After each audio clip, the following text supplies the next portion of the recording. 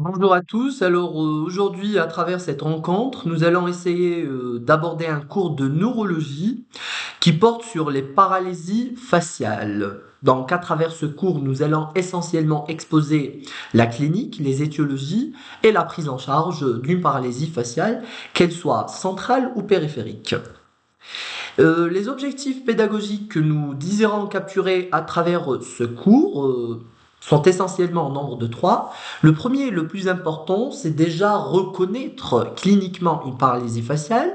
euh, et reconnaître en fait les signes cliniques qui nous font évoquer une paralysie faciale et par la suite prescrire les examens complémentaires pertinents qui pourraient donc nous affirmer ou nous infirmer alors l'hypothèse de diagnostic initialement émise.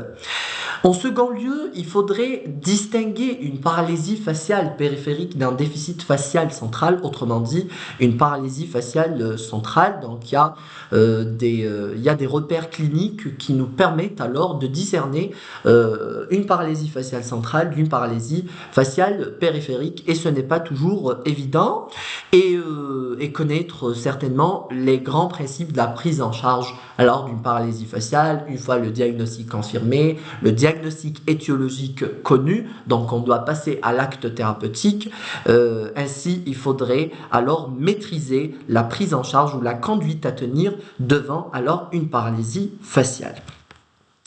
Le plan auquel on doit procéder pour donc pouvoir ainsi accomplir ce cours et atteindre tous les objectifs qui nous sont imposés, il va commencer en grand 1 par une définition, donc simple sur les paralysies faciales, et en grand 2, on se devra de faire un rappel anatomique sur le nerf facial qui est le septième nerf crânien, et ce rappel anatomique est selon moi alors 50% de ce cours, parce que c'est à travers ce rappel anatomique que nous allons pouvoir comprendre la clinique, c'est-à-dire c'est de la physiopathe. Donc la physiopathe de la paralysie faciale est fondée sur son anatomie, sur l'anatomie du nerf facial, mais aussi de discerner une paralysie faciale périphérique d'une paralysie faciale centrale.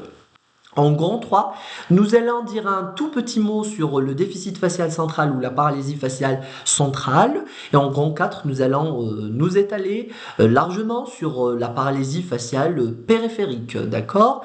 Et par la suite, en grand 5, nous allons voir le diagnostic étiologique, c'est-à-dire l'origine étiologique d'une paralysie faciale, pour enfin clôturer notre cours par une conclusion.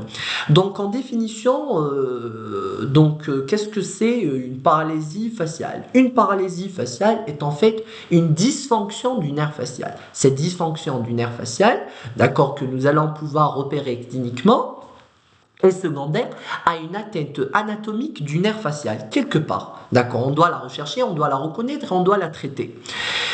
Donc une paralysie faciale de façon simple et efficace sous-entend une atteinte sensitivo-motrice secondaire à une lésion centrale ou périphérique du nerf facial. On sait bien que le nerf facial assume des fonctions motrices ainsi que des fonctions sensitives.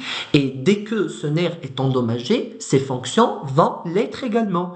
Et donc, l'atteinte du nerf facial, du fait que le nerf facial, à l'état physiologique, il assure une fonction sensitive, sensorielle, somatomotrice et végétative. D'accord. Donc l'atteinte du nerf facial aura un impact sensitif, sensoriel, somatomoteur et végétatif. Là, c'est en lien avec les fonctions que le nerf assure à l'état physiologique que la clinique va se déterminer. C'est facile.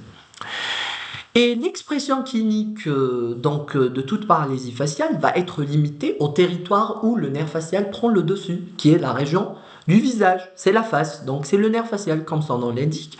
Donc c'est le front, pardon, les sourcils, les pommettes, les lèvres, donc c'est à ce niveau-là, topographique, que la paralysie faciale se limitait.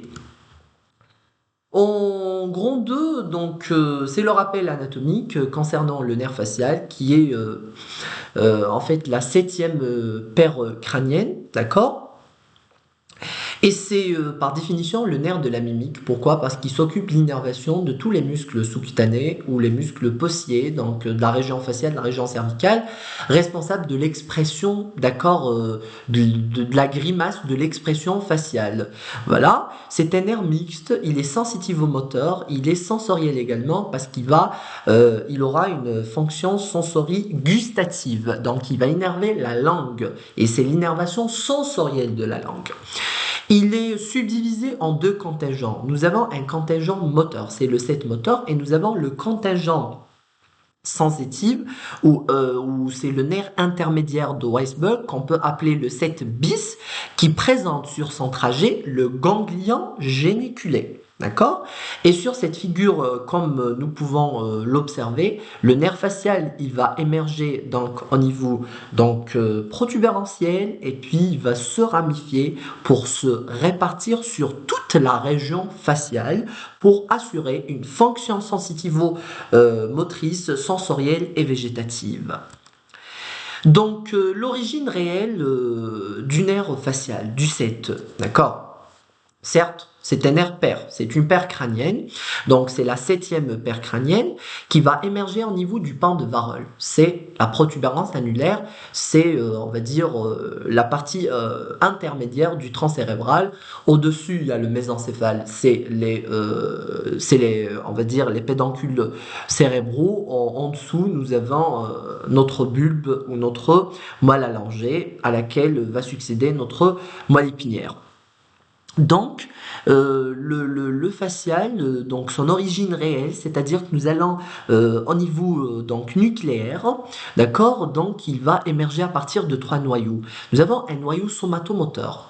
Si je dis noyau somatomoteur, c'est le système nerveux somatique, c'est-à-dire que c'est des fibres motrices qui vont se dessiner aux muscles de la mimique, les muscles sous-cutanés, les muscles possiers qui vont être responsables de la mimique, du sourire, donc la grimace, etc. Et c'est le nerf, c'est le noyau somatomoteur, d'accord?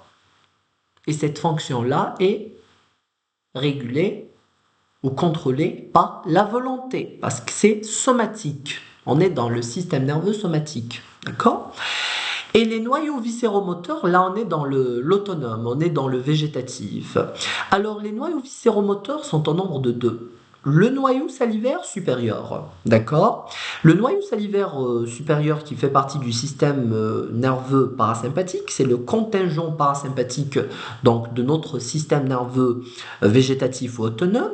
Ce noyau-là, il va émettre alors des fibres préganglionnaires qui vont faire un relais dans un ganglion que nous allons voir juste après, et les fibres postganglionnaires qui s'articulent avec ces fibres donc préganglionnaires vont aller innerver les glandes salivaires submandibulaires et sublinguales.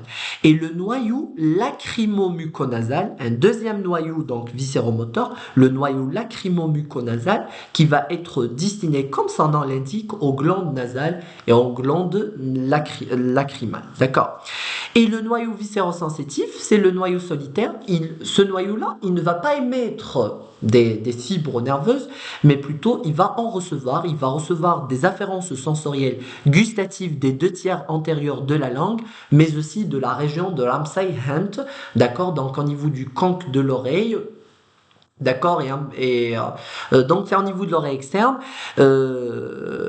et là c'est la fonction viscéro-sensitive et sensorielle. Donc les 2/3 antérieurs de la langue c'est sensoriel, la région de l'Amsay-Hunt donc c'est sensitif. Voilà, et toutes ces fibres-là vont aller converger vers ce noyau-là solitaire, ou le noyau du tractus solitaire, le noyau du faisceau solitaire également. Donc voilà les noyaux moteurs supérieurs et inférieurs du nerf facial. Donc ce qui va nous importer le plus dans ce cours et dans l'anatomie du nerf facial, c'est les noyaux somatomoteurs. D'accord. Il faut savoir qu'il y en a deux. Il y a un noyau somatomoteur supérieur, il y a un noyau somatomoteur inférieur. Ces deux noyaux somatomoteurs sont la cible du faisceau cortico-nucléaire, autrement appelé le faisceau géniculé. Le faisceau géniculé, ce sont des fibres nerveuses qui découlent, qui émergent ou qui émanent de notre cortex cérébral. D'accord. Donc du cortex cérébral, quand vous les voyez ici, elles vont passer par la capsule interne au niveau de la capsule interne au niveau de son genou, d'où le nom faisceau géniculé. Ces fibres-là vont aller faire un relais au niveau du tronc cérébral en allant innerver les différents noyaux des nerfs crâniens, ce qui permet de contrôler alors cette fonction motrice du nerf facial par notre volonté qui provient de notre cortex cérébral. Donc, comme vous voyez, nous avons des fibres, voilà, qui émergent du cortex cérébral et qui vont venir s'articuler avec les corps cellulaires des neurones moteurs qui vont aller innerver les muscles périphériques de la région faciale. Du fait que nous avons deux noyaux, d'accord? Nous avons deux noyaux de chaque côté, un noyau facial supérieur, gauche et un noyau facial supérieur droit, un noyau facial inférieur gauche et un noyau facial inférieur droit. Là, juste pour, clarifier davantage les choses parce que c'est un volet très important dans ce cours. Il faut le comprendre. Donc, nous avons ces fibres-là qui vont venir innerver ces noyaux faciaux, un supérieur et un inférieur. On ne voit pas les deux noyaux faciaux ici. Au fait, ce que l'anatomie nous a appris est qu'il y a une projection bicorticale, bihémisphérique sur le noyau facial supérieur. Donc, il y a des fibres, d'accord, du faisceau cortico-nucléaire qui vont provenir du cortex cérébral homolatéral pour innerver alors ce noyau facial supérieur et qui vont provenir du cortex cérébral contralatéral. Donc, on peut dire que le noyau facial supérieur reçoit une innervation corticale bihémisphérique, bicorticale, homolatérale et contralatérale. Par contre, le noyau facial inférieur, ce que vous pouvez observer sur cette planche, par contre, le noyau facial inférieur ne reçoit que des fibres contralatérales, c'est-à-dire une innervation unicorticale contralatérale. D'accord. Donc, le noyau facial supérieur, il reçoit une innervation bicorticale. Les deux cortex cérébraux, le droit et le gauche, vont émettre des fibres pour le noyau facial supérieur droit et gauche. Donc, chaque noyau facial supérieur reçoit des fibres, d'accord, des fibres corticales homolatérales et des fibres corticales contralatérales. Ceci dit, si nous avons une atteinte centrale, tout ce qui survient, d'accord, toute atteinte survenant donc avant ou au-dessus alors de ce noyau facial supérieur est qualifiée de centrale. Elle est centrale. Le nerf facial n'est pas encore né. Voilà. Ce n'est qu'à ce niveau que le nerf facial naît. Ce sont les fibres qui découlent alors des noyaux faciaux supérieurs et inférieurs qui vont s'assembler pour constituer le nerf facial proprement dit, qui fait partie du système nerveux périphérique. Ce n'est pas du système nerveux central. Donc si nous avons une atteinte à ce niveau-là, une atteinte du nerf facial, donc c'est une atteinte périphérique. Une atteinte supranucléaire, c'est-à-dire au-dessus des noyaux faciaux supérieurs et inférieurs, c'est une atteinte centrale. D'accord. Ce qu'il faut comprendre, je vais le réitérer, donc pour que l'information soit bien perçue, est que le noyau facial supérieur, donc quand vous le voyez, il reçoit des fibres corticale, géniculée, c'est le faisceau cortico-nucléaire, d'accord? C'est le faisceau cortico-nucléaire qui va alors innerver donc le noyau facial supérieur homolatéral et le faisceau cortico-nucléaire contralatéral, il va également innerver le noyau facial contralatéral. Donc le noyau facial supérieur reçoit des fibres corticales unilatérales et corticolatérales. Par contre, le noyau facial inférieur ne reçoit que des fibres contralatérales. D'accord, corticales contralatérales. D'accord? Et là, si nous avons donc, pour ce qui est du territoire facial supérieur, d'accord, on va dire, subdiviser notre face en deux territoires, d'accord, de chaque côté, parce que nous avons deux nerfs. Donc chaque hémiface peut être subdivisé en deux territoires, un territoire facial supérieur, un territoire facial inférieur. Et c'est parfaitement systématisé. Pourquoi? Parce que l'innervation du territoire facial supérieur est la responsabilité de qui? Du noyau facial supérieur. Par contre, l'innervation du territoire facial inférieur étant la responsabilité du noyau facial inférieur. Nous allons reprendre la planche de tout à l'heure qui est plus explicite. Donc, vous voyez ce noyau-là, supérieur. Donc, le noyau facial supérieur, il va innerver le territoire facial supérieur. Par contre, le noyau facial inférieur, il va innerver le territoire qui lui est sous-jacent, c'est-à-dire le territoire facial inférieur. C'est systématisé. Et donc, pour le territoire facial supérieur, dans les fibres motrices sont issues du noyau facial supérieur. Donc, territoire facial supérieur innervé par le noyau facial supérieur via les fibres motrices qu'il émet. L'innervation est bilatérale, elle est bicorticale, c'est-à-dire les deux cortex cérébraux droit et gauche vont émettre des fibres pour les noyaux faciaux supérieurs droit et gauche. Et donc, on peut dire que l'innervation du noyau facial supérieur est bicorticale. Par contre, l'innervation motrice du territoire facial inférieur, qui dépend du noyau facial inférieur, d'accord, est unicorticale contralatérale. Donc le noyau facial inférieur ne reçoit que des fibres contralatérales, du cortex contralatéral. Par contre, le supérieur des fibres homolatérales et contralatérales.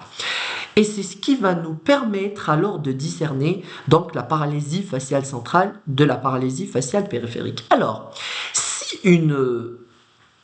un dommage quelconque, par exemple ischémique, est survenu à ce niveau-là, donc tout ce faisceau-là est atteint, c'est-à-dire le faisceau cortico-nucléaire, d'accord, le faisceau cortico-nucléaire gauche est atteint.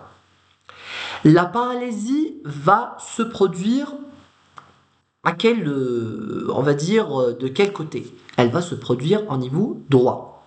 D'accord. Parce que les noyaux faciaux sont innervés. Les noyaux faciaux, on va dire, ou le noyau facial, donc le noyau facial de façon générale supérieur-inférieur, reçoit une innervation du cortex contralatéral, parce qu'il y a une décussation.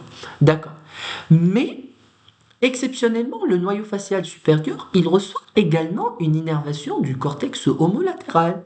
Ce qui fait que si nous avons une atteinte à ce niveau-là, donc le noyau facial inférieur n'est plus innervé, c'est-à-dire donc qu'il est tombé en panne. Par contre, le noyau facial supérieur, il peut compenser par les fibres qui lui proviennent du cortex homolatéral.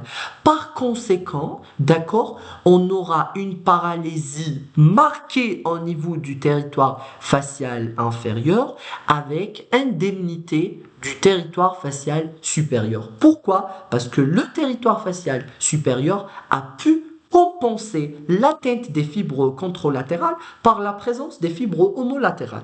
D'accord.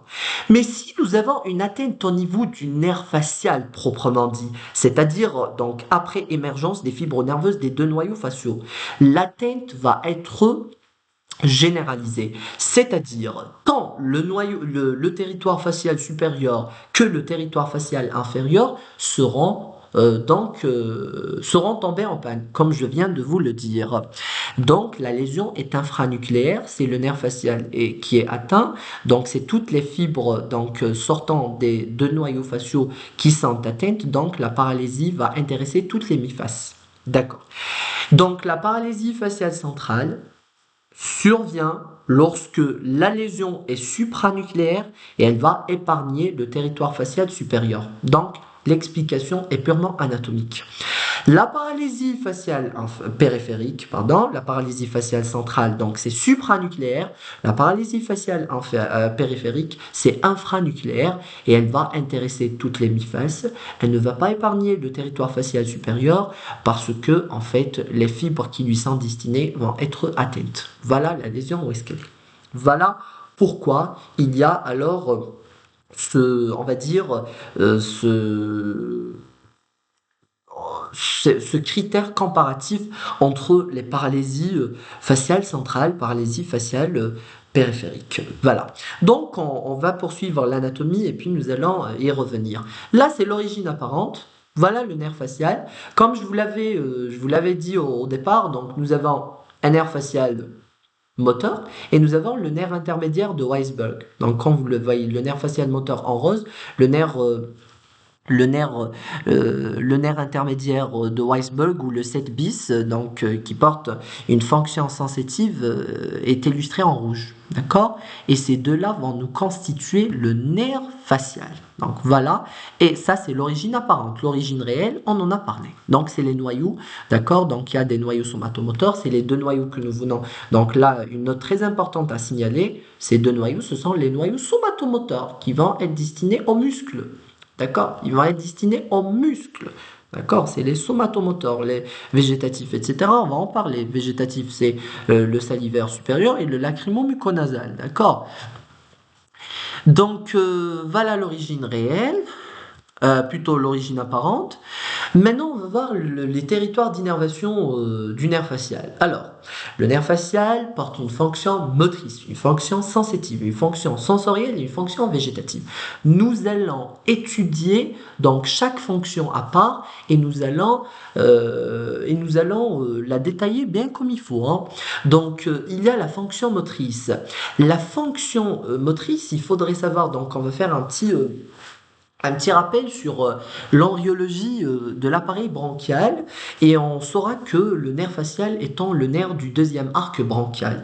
Donc tous les muscles qui vont provenir du deuxième arc bronchial seront sous la dépendance nerveuse du nerf facial. Le nerf facial innerve les muscles suivants. Il va innerver les muscles possiers de la tête et du cou qui vont être responsables de la mimique. C'est le nerf de la mimique. C'est les nerfs qui nous permettent de faire une expression faciale, de faire une grimace. Le muscle stylo-hyoïdien également, le vacille, le ventre postérieur du digastrique. Donc là, je crois que le muscle stylo-hyoïdien n'a pas été illustré dans cette représentation. Laisse tomber, donc nous avons le ventre postérieur du digastrique, le muscle stylo-hyoïdien, et nous avons le muscle stapédien, le muscle de l'étrier, qui porte un intérêt clinique inestimable. On va en parler en tout cas. Et voilà donc les différents muscles innervés par le nerf facial. Les muscles possiers de la mimique, c'est tous les muscles qui sont sous-cutanés, qui sont responsables de l'expression faciale. Le muscle stylo-hyoïdien, le ventre postérieur du digastrique et le muscle stapédien ou le muscle de l'étrier, d'accord, qui est responsable de l'amortissement des ondes sonores. Et là, quand il y a une paralysie faciale, ce muscle est atteint et ça va donner un retentissement acoustique. Ça va donner un retentissement auditif. Là, donc, voilà les différents muscles innervés par le nerf facial, donc les différents muscles sous-cutanés, responsables alors de la mimique, par exemple le muscle frontal. Nous avons alors les muscles donc qui font mouvoir alors les lèvres, le muscle dépresseur de la lèvre inférieure, le dépresseur de l'angle de la bouche. Donc ils sont responsables du sourire, ils sont responsables de plein de choses. Nous avons de plein d'expressions faciales, d'accord. Donc voilà, le risorius. Nous avons ici voilà l'auriculaire supérieur, l'auriculaire postérieur, l'auriculaire antérieur. Et donc pour ouvrir une toute petite parenthèse, je crois que vous avez déjà vu des personnes qui arrivent à se mouvoir les oreilles parfaitement parce qu'ils ont une aptitude à, on va dire, à une commande volontaire. Ils ont une commande volontaire sur ces muscles-là, d'accord, qui mobilisent l'oreille externe ou le pavillon d'oreille. Et ces muscles-là sont généralement développés chez les animaux. Donc les animaux, ils arrivent à se mobiliser les oreilles plus facilement que les humains, mais il y a également certains humains qui arrivent à se mobiliser les oreilles très facilement, mais c'est exceptionnel. D'ailleurs, on est impressionné en les voyant. Nous avons les muscles orbiculaires des paupières, nous avons... Donc il y a plein de muscles, il y a aucune peine alors de les citer en détail parce que donc ils ne sont pas alors à connaître un par un parce que l'anatomie devrait être plus complexe que ça. Et là, la deuxième fonction après la fonction somatomotrice, c'est la fonction sensitivo-sensorielle. Donc j'ai essayé de jumeler la fonction sensitive avec la fonction sensorielle qui est médiée par le nerf intermédiaire de Weisberg. Quand on parle de fonction sensorielle, de fonction sensitive, c'est le contingent sensitif du nerf facial qui va intervenir et ce contingent-là est représenté par le nerf intermédiaire de Weisberg ou le 7 bis. L'innervation sensitive du méa acoustique externe, c'est la zone de Ramsay-Hunt qui va en fait comprendre cette zone de Ramsay-Hunt plus en détail, va comprendre le tympan, la paroi postérieure du conduit auditif externe, donc le conque du pavillon de l'oreille. D'accord. Voilà donc les structures anatomiques, voilà dans l'innervation sensitive et sous la dépendance du nerf facial. Donc voilà, c'est ce qui est illustré en bleu. Nous avons le conque de l'oreille, nous avons la paroi postérieure du conduit auditif externe et nous avons alors le tympan. L'innervation gustative sensorielle de type gustatif, c'est-à-dire c'est l'innervation des bourgeons du goût qui nous permettent de percevoir les saveurs et les goûts. Donc l'innervation gustative des 2/3 antérieurs de la langue, c'est également alors la responsabilité du nerf facial. Et en terminant tout ça, nous allons essayer de faire une petite synthèse qui va regrouper toutes les fonctions du nerf facial et ça va être plus facile à capter. Maintenant, la troisième fonction, c'est la fonction vasomotrice et sécrétoire, c'est la fonction végétative, c'est la fonction motrice mais indépendante de la volonté. Cette fonction-là va s'exercer sur quelques glandes, d'accord, donc à savoir les glandes salivaires, les glandes lacrymales, les glandes également muqueuses nasales. Donc le noyau salivaire supérieur, d'accord, qui est le premier noyau somato-végétatif du nerf facial. Le noyau salivaire supérieur émet des fibres préganglionnaires qui vont être destinées aux glandes salivaires submandibulaires et sublinguales, ou sublinguales. Alors ces fibres-là préganglionnaires doivent faire un relais, d'accord? Donc l'organe cible ne va pas recevoir des fibres préganglionnaires, il va recevoir des fibres postganglionnaires. Et le relais va se faire au niveau d'un ganglion végétatif, où les terminaisons axonales des fibres préganglionnaires vont s'articuler avec les corps cellulaires des neurones postganglionnaires. Le relais va se produire à ce niveau-là, il va se faire au niveau du ganglion submandibulaire. Au niveau du ganglion submandibulaire, là, pour simplifier, nous avons le noyau facial supérieur, donc au niveau de la protubérance. Le noyau salivaire supérieur, au niveau de la protubérance, il va émettre des fibres. C'est des fibres préganglionnaires. Ces fibres-là, préganglionnaires, vont se destiner donc vers le noyau facial. Et dans ce faisceau, il n'y a pas que les fibres motrices, il y a les fibres sensorielles. Il faut faire attention, c'est les fibres sensorielles qui vont aller donc au niveau du noyau du faisceau solitaire et ça va être responsable d'innervation des 2/3 antérieurs de la langue. On s'en fout. Là, on doit se concentrer sur alors les fibres donc autonomes préganglionnaires qui émergent du noyau facial supérieur pour faire un relais au niveau d'un ganglion autonome, d'accord, donc qui est le ganglion submandibulaire, d'accord, dans l'ancienne nomenclature c'est le ganglion sous-maxillaire. Et les fibres, les fibres postganglionnaires, donc vous voyez les corps cellulaires de ces fibres, je vais essayer de faire un petit zoom alors sur cette représentation. Donc voilà les fibres, d'accord, les fibres préganglionnaires vont donc se terminer au niveau de ce ganglion qui est le ganglion submandibulaire pour stimuler les fibres postganglionnaires à travers ces synapses-là, d'accord, neuronales. Ces fibres postganglionnaires parasympathiques vont aller stimuler les organes cibles qui sont, alors, nous avons les glandes salivaires sublinguales et nous avons les glandes submandibulaires, d'accord.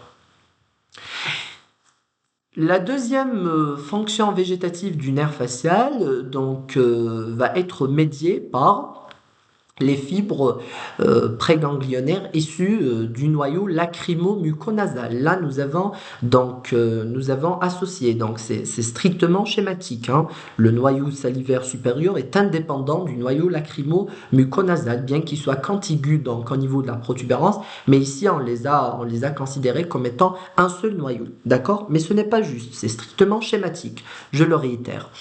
Donc le noyau lacrymo-muconasal, il va donc lui-même émettre des fibres sympathiques préganglionnaires. Ces fibres vont aller également faire un relais au niveau d'un ganglion végétatif. Le ganglion végétatif, donc voilà où ces fibres vont faire le relais, c'est bien le ganglion pterygopalatin ou sphénopalatin, donc c'est celui-là, d'accord.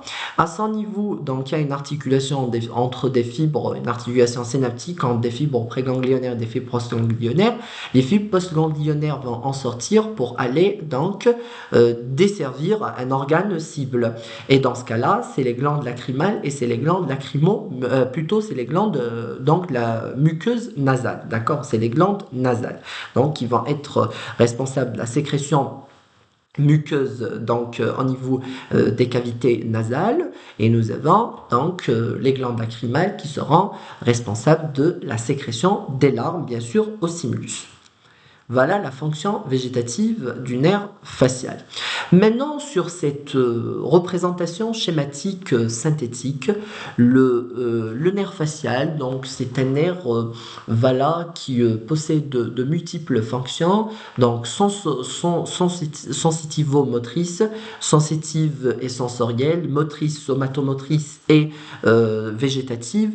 Donc voilà le noyau moteur du nerf facial. Le noyau moteur du nerf facial, en fait, donc si vous voudriez vous détailler, je vous l'avais détaillé au départ, donc il y a deux noyaux, un noyau facial supérieur qui reçoit une innervation donc bicorticale et un noyau facial inférieur qui reçoit une innervation unicorticale contralatérale. En fait, ce noyau-là, donc il va émettre des motoneurones qui vont aller innerver les différents muscles. Donc il y a les muscles possiers, les muscles amémiques, nous avons le muscle stapédien ou le muscle de l'étrier, donc au niveau de l'oreille moyenne, et nous avons le muscle digastrique, d'accord, le ventre postérieur du digastrique, et nous avons le stylo-hyoïdien. D'accord, voilà on va dire les organes innervés par le noyau facial moteur. Nous avons le noyau lacrymo-muconasal, donc c'est un noyau végétatif, donc il va émettre parasympathique, qui va émettre des fibres préganglionnaires qui vont faire un relais au niveau du ganglion sphénopalatin, et puis les fibres postganglionnaires qui quittent le noyau sphénopalatin vont aller innerver les organes cibles qui sont alors les glandes muconasales et les glandes lacrymales, d'accord. Et nous avons le deuxième noyau donc végétatif, c'est le noyau salivaire supérieur. Le salivaire supérieur, il en est de même, donc c'est des fibres préganglionnaires qui vont venir faire un relais au niveau du ganglion sous-maxillaire ou le ganglion submandibulaire, et les fibres postganglionnaires émergeant du ganglion submandibulaire vont aller innerver les glandes salivaires submandibulaires et les glandes salivaires sublinguales. Nous avons la fonction sensitive, c'est la région de l'Amseyhunt, donc les fibres, ce sont des fibres afférentes et non efférentes, c'est des fibres qui vont remonter de la périphérie vers le système nerveux central, et qui vont, donc les corps cellulaires, c'est au niveau du ganglion géniculé, donc c'est un ganglion sensitif, d'accord, donc voilà les corps cellulaires, des fibres issues des deux tiers de la langue, des deux tiers antérieurs de la langue, c'est des fibres sensorielles et des fibres sensitives issues donc de la région de l'Amseihand. Le tout donc va constituer, on va dire, le 7 bis ou le nerf intermédiaire de Weisberg qui est la partie sensitive du nerf facial. Donc, ces fibres-là sensitives et sensorielles vont alors avoir des corps cellulaires qui sont situés au niveau du ganglion géniculé et puis le trajet continue jusqu'au noyau du tractus solitaire. D'accord? Jusqu'au noyau du tractus solitaire où ces fibres-là donc se terminent et puis l'information va être transmise, certes, pour avoir une interprétation sensorielle qui est le goût et une interprétation sensitive donc de cette région-là de l'Amseihand, le canque du pavillon de l'oreille, la paroi postérieure du conduit auditif externe et nous avons le tympan également. Donc voilà en gros, d'accord, les fonctions, d'accord, du nerf facial, mais aussi son anatomie et bien sûr le nerf facial, donc avec son contingent moteur et son contingent sympathique, plutôt sensitif, c'est-à-dire le nerf intermédiaire de Weisberg va traverser le méa acoustique interne pour alors gagner le système nerveux central, donc au niveau de la protubérance, mais aussi au niveau du bulbe, parce que le noyau salivaire supérieur est de situation bulbaire. Là, je crois que je me suis trompé tout à l'heure, parce que je crois que je vous avais dit qu'il était de topographie pentique. Non, il est bulbaire, le noyau du faisceau solitaire également, mais le noyau moteur, d'accord, les noyaux moteurs et le noyau lacrymo-muconasal sont alors protubérantiels. Là, c'est un détail donc anodin. Voilà, donc en grand 3, nous allons maintenant voir le déficit facial central que je vais reprendre dans le deuxième enregistrement de ce cours.